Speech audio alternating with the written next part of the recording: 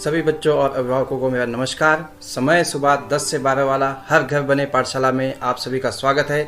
मैं आपका अपना अध्यापक कैलाश ठाकुर आज आपके सामने लेकर आया हूँ कक्षा 5वीं पाठ 4 नन्हा फनकार। तो शुरू करते हैं। नन्हा फनकार। बच्चों, नन्हा फनकार का अर्थ है छोटा कलाकार। इस कहानी में हम एक छोटे बच्चे के बारे में पढ़ेंगे जिसकी उम्र मात्र 10 वर्ष की है और वो उसमें सीखने की बहुत ही अच्छी जिज्ञासा है।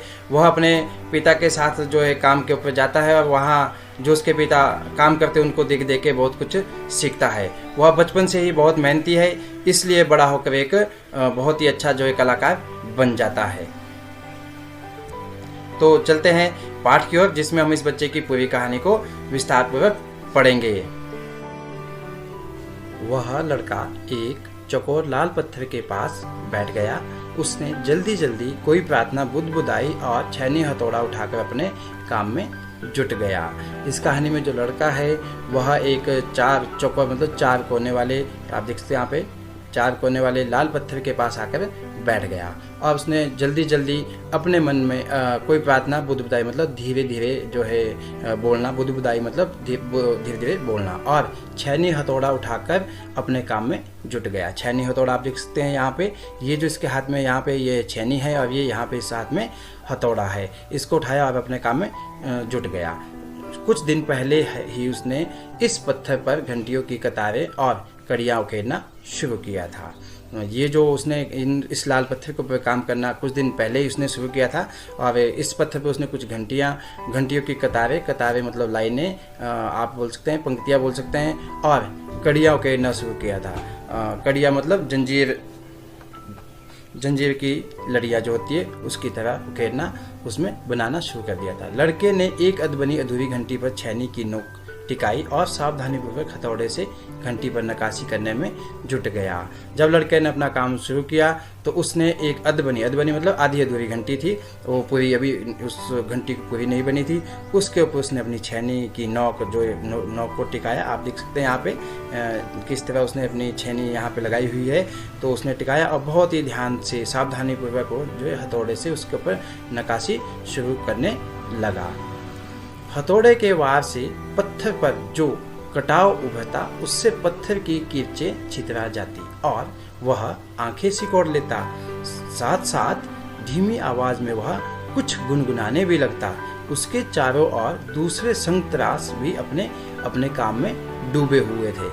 जैसे ही लड़का जो है अपने हथौड़े से उस छेनी के ऊपर जो है वार करता था तो पत्थर के ऊपर एक कटाव उभरता था, मतलब पत्थर का जो वहाँ से छोटे छोटे टुकड़े थे वो वहाँ से निकलते थे। पत्थर जो किरचे थी उसकी किरचे मतलब जब हम पत्थर तोड़ते हैं तो उसकी जो है छोटे छोटे टुकड़े होते हैं जो कि बाहर को निकलते हैं और हमारे आँखों में भी कई बार जा सकते थे। इसीलिए अपनी उसकी आँखों में ना गिरे इसलिए अपनी आँखों को वो थोड़ा सिकोड़ लेता था, मतलब थोड़ी सी बंद कर लेता था। साथ साथ धीमी आवाज़ में वह कुछ गुनगुनाने भी लगता था।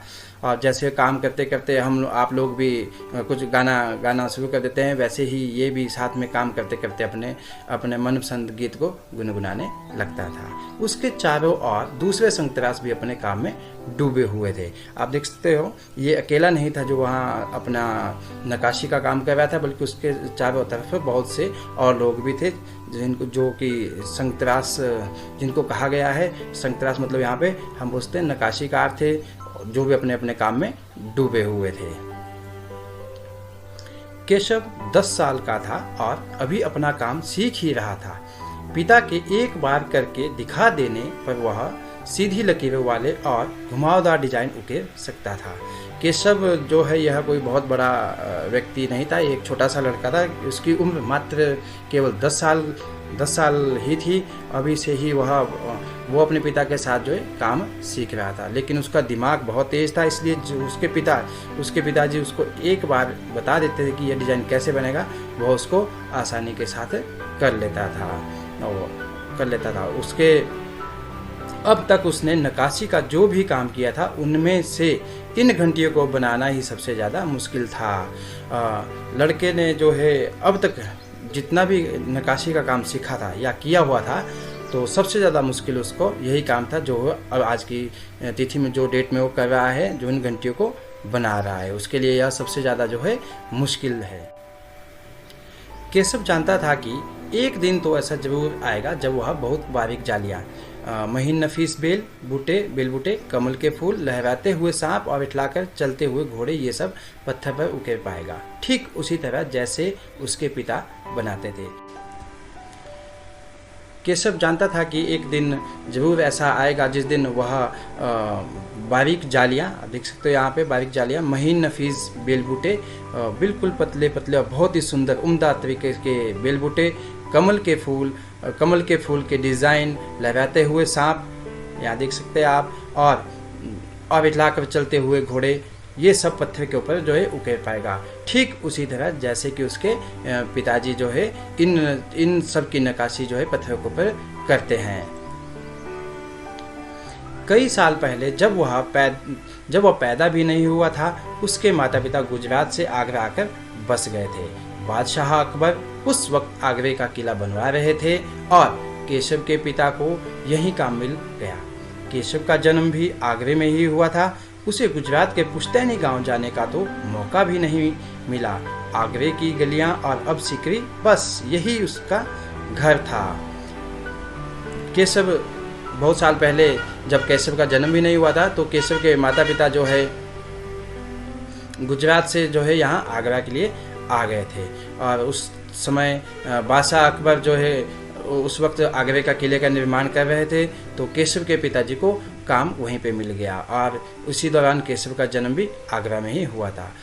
उसे गुजरात के पुश्तैनी गांव, पुश्तैनी होता है हमारा जो है परंपरागत जो खानदानी होता है, खानदानी गांव है, वहां जाने का उसे बिल्कुल भी मौका नहीं मिला। अब आगरे की गलियां जो भी है और सिकरी की, बस अब उसका यही घर था। उसको इसी के बारे में पता था कि ये आगरा और सिकरी की जो गलियां हैं यही उसका घर है।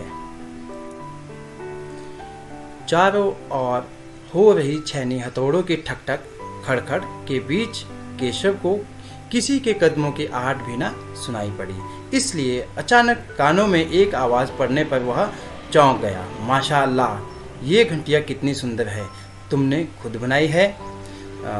केशव जहाँ काम करता था तो चारों तरफ छैनी और हथौड़ों की ठक-ठक और खड़खड़ की आवाज़ ही वहाँ पे सुनाई देती थी और किसी के कदमों की आहट भी नहीं सुनाई पड़ती थी, क्योंकि जब छैनी हथौड़ों से काम होता है तो वहाँ पे उसकी आवाज़ बहुत होती है और ये भी पता नहीं चलता कि कौन आया है और कौन नहीं। इसलिए अचानक कानों में एक आवाज़ पड़ने बहुत चौंक गया और जैसे ही उसने अब उसके कानों में आवाज़ पड़ी कि माशाअल्लाह, ये घंटियाँ कितनी सुंदर है, तुमने खुद बनाई, तो वह भी चौंक पड़ा कि ये किसने बोला। पीछे मुड़कर केशव ने आंखें उठाई तो उसे एक आदमी दिखा। जैसे ही इन आवाज़ को सुनकर केशव ने पीछे की तरफ देखा तो वहाँ पे जो उसने देखा कि वहाँ पे एक आदमी खड़ा हुआ है। बेशक मैंने ही ये घंटियाँ बनाई है, क्या मैं आपको पत्थरों पर नक्काशी करता नजर नहीं आ रहा? देखते नहीं, मैं ही तराश रहा हूँ। केशव ने बड़ी तल्खी से जवाब दिया। केशव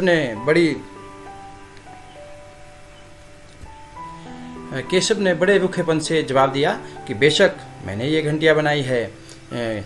उसको जवाब दिया कि मैंने ये घंटियाँ बनाई है, आपको क्या मैं काम करता हुआ नजर नहीं आ रहा हूँ? देखते नहीं कि मैं ही इन घंटियों को बना रहा हूँ। दिखता तो है, पर तुम इतने छोटे लगते हो ना, वह आदमी हंसते हुए बोला। आदमी ने बच्चे को देखा कि बच्चा किस तरह से बोल रहा है, तो वह हंसते हुए बोला कि दिखता तो है कि आप ही बना रहे हो, लेकिन आप जो उम्र में बहुत छोटे दिखते हो, इसलिए मैं आपसे पूछ रहा हूँ। मैं 10 साल का हूँ। 10? अच्छा। वह आदमी पास पड़े पत्थर पर बैठते हुए बोला, तब तो काफ़ी बड़े हो। मैंने भी 13 साल की उम्र में एक लड़ाई में हिस्सा लिया था। केशव ने जैसे बोला कि मैं छोटा नहीं, मैं बहुत बड़ा हूँ, मैं 10 साल का हूँ। तो उस पर जो है वो आदमी बोला, अच्छा 10 साल के हो, फिर तो काफ़ी बड़े हो। और सामने पड़े हुए पत्थर के पास बैठते हुए उन्होंने यह कहा कि अब तो आप काफ़ी बड़े हो गए हो। और अपने बारे में उन्होंने कहा कि मैं भी 13 साल की उम्र में ही लड़ाई में हिस्सा लेने चला गया था। अब केशव उस आदमी को अच्छी तरह से देख पा रहा था। उसकी उम्र रही होगी 30 से ऊपर, कद मंझोला था। वह सफ़ेद अंगरखा और पजामा पहने हुए था। उसके लंबे बाल गहरे लाल उसने जो है सफ़ेद अंगरखा और पजामा पहने हुआ था। उसके बाल लंबे लंबे थे और उसके सिर पर एक लाल रंग की पगड़ी थी। लगता है कोई बहुत बड़ा आदमी है। केशव ने उस आदमी के गले में पड़ी बड़े बड़े मोतियों की माला और उंगलियों की अंगूठियों को देखते हुए सोचा। केशव जो है मन मन में सोच रहा था कि ये लगता है कि कोई ये बहुत बड़ा आदमी है, क्योंकि उसने अंगूठियों अपनी उंगलियों में अंगूठियाँ पहन रखी थी और गले में जो है बड़ी बड़ी मोतियों की माला पहने हुए था। तीखी नाक, बड़ी बड़ी आंखें, होंठों को ढकते हुए नीचे की तरफ आती घनी मूछें। केशव उस आदमी के व्यक्तित्व का मुआयना कर ही रहा था कि तभी उस आदमी ने एक नक्काशी की तरफ इशारा करते हुए कहा, इस लड़ी में अभी काफी काम बाकी है। इससे पहले कि केशव कोई जवाब देता, उसने किसी के तेजी से दौड़कर आने की आवाज सुनी। यह और कोई नहीं, महल का पहरेदार था। हुजूर माफ करें, मुझे आपके आने का पता नहीं चला, हाँफते हुए उसने कहा। फिर वह मुड़कर भौंचक से खड़े केशव को घूरते हुए बोला, बेवकूफ, खड़ा हो। हुजूर आला के सामने बैठने की जरूरत कैसे की तूने? झुककर सलाम कर उन्हें। केशव जब उस आदमी का मुआयना कर रहा था तो उसने देखा कि उसकी नाक जो है तीखी है और बड़ी बड़ी उसकी आंखें हैं और उसके जो घनी बड़ी बड़ी मूछें हैं, जिससे कि उसके होंठ भी ढके हुए हैं। केशव ये सब बातें देख ही रहा था कि उस आदमी ने एक नक्काशी की तरफ इशारा करते हुए कहा कि इस लड़ी में अभी काम बाकी है। इससे पहले कि केशव कोई जवाब देता, उसने किसी के तेजी से दौड़कर आने की आवाज़ सुनी। केशव ने उस आदमी की तरफ देखा। वह कोई और नहीं बल्कि महल का एक पहरेदार था। हुजूर माफ़ करें। वह आते ही महाराजा के सामने माफ़ी मांगने लगा कि मुझे माफ़ करें, मुझे आपके आने का यहाँ पता नहीं चला। वह हाँफते हुए उसने कहा कि जैसे ही, क्योंकि वो दौड़ के आया, जैसे उसे पता लगा कि महाराजा यहाँ आए हुए हैं, तो वह जो है महल का पहरेदार जल्दी से आया और उसने हाँफते हुए जो है कहा। फिर वह मुड़कर भौंचक से खड़े केशव की तरफ, फिर उसने देखा कि केशव जो है महाराजा के सामने बैठा हुआ है, तो वह उसे डांट कर बोला, घुरते हुए बोलने लगा, बेवकूफ़, खड़ा हो। हुजूर की बेवकूफ़, खड़ा हो जा कि महाराजा के सामने, बादशाह के सामने तेरी हिम्मत बैठने की कैसे हुई, और जल्दी से खड़ा हो और झुककर जो है महाराजा को सलाम कर। अब केशव का माथा ठनका, उसे कुछ समझ आ रहा था।